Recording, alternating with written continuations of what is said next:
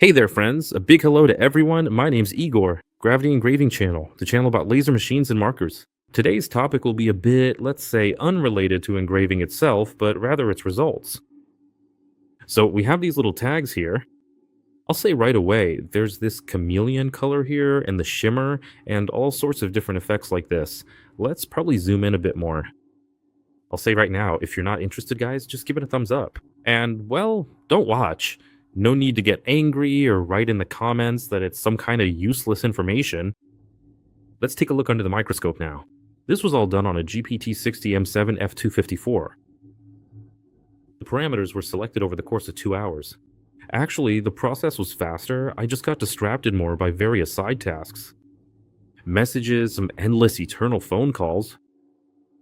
So, the result of the work when you're in the mood, when you have, let's say, time to tinker with something, right? And so you make these kinds of things. I might not be able to show it here right now. Meaning, there's a very beautiful shimmer here. How should I demonstrate this? Well, now, if anything, well then separately, like from above, it doesn't show up well here in artificial light, although maybe, there, that's the polarization color again. I need to change it here so it's clearly more or less, well, shimmering, not as bright or saturated as on an expensive machine for like 1,200,000. But it also seems pretty good. I mean, at certain moments, it just shines there in blue and yellow. And actually, what I was aiming for is this kind of tag. Right here.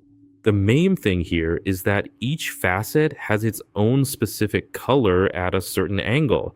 So there's definitely a certain advantage to that.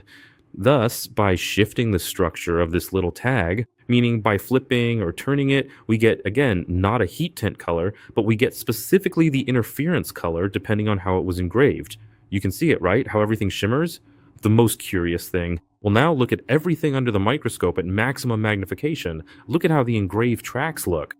These were just my very first experiments. I'll post all the information in more detail, either on the Telegram channel, or I'll put it in the training material after all. The training material will be made specifically for ESCAD 3.0. A separate tutorial, not for ESCAD 2.0, but specifically for ESCAD 3.0, meaning all of this was done on ESCAD 3.0. Accordingly, all materials will also be provided for ESCAD 3.0, specifically in the tutorial. Let's head to the microscope. Well then, let's continue our video concert. I'll say right away, the microscope, by the way, is from the Tomlov series. Or from the Tomlov company. I don't like it, the one they bought for me. But actually, it's quite an interesting device, and it works well. First, let's examine the one with hexagons on the tag with those shimmers. We'll put it under the microscope, zoom in to the max, and focus on one of our hexagons.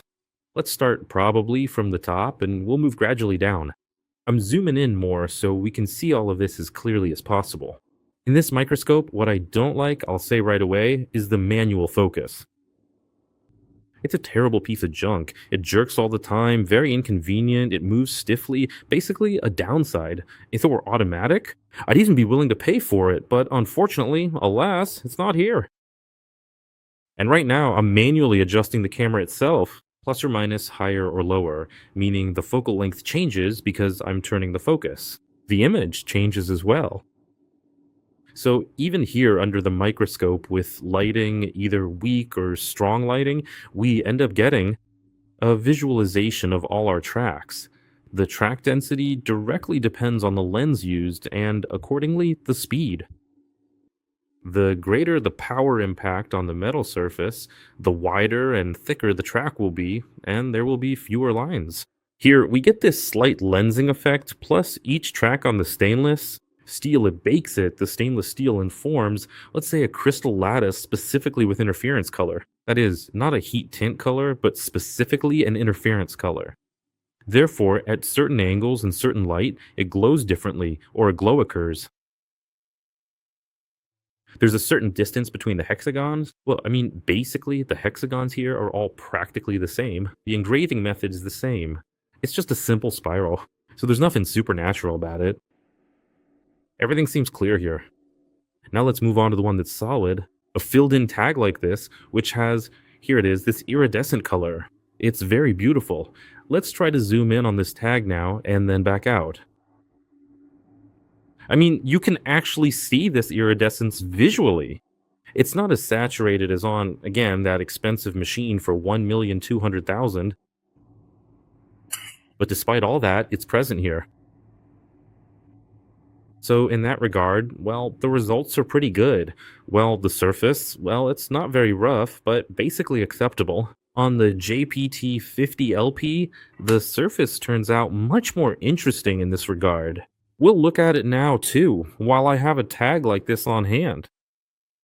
In the end, considering our vector layout, made both forward and backward, and using two completely different parameters here, we get this kind of result. Everything looks very cool, beautiful, unusual, chaotic, meaning the image repeats in a certain way accordingly. But despite all that, I'll repeat once more, the task is complete, it's done, the interference color was obtained on the machine, results achieved. Now the task is to make the tracks thinner. That is, on the same 60, tracks smaller than 35 microns, meaning to make them even smaller in size.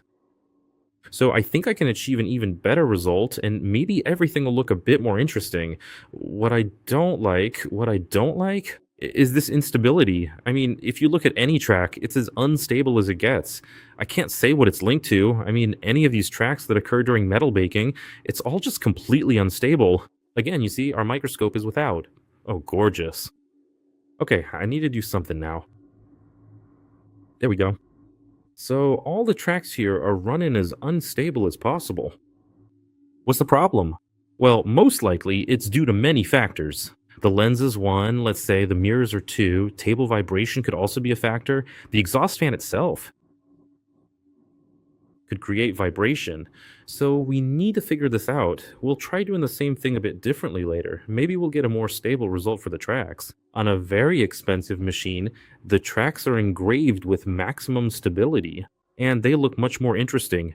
So I think I've explained this tag, the one with the interesting fill, and it seems everything is clear here. Again, two different types of fill are used here. You see the light tracks inside, two of them each, that's one type of fill, and the dark tracks were a slightly different type of fill applied. So this was a combined engraving, and let's look at probably the most interesting case we have here, the hexagons. This is a test done on hexagons with different fill density parameters and parameters. For the engraving itself, there are these temper colors. We'll look at those too. Not even temper colors, but interference colors, let's say. And basically, everything here looks very interesting as well.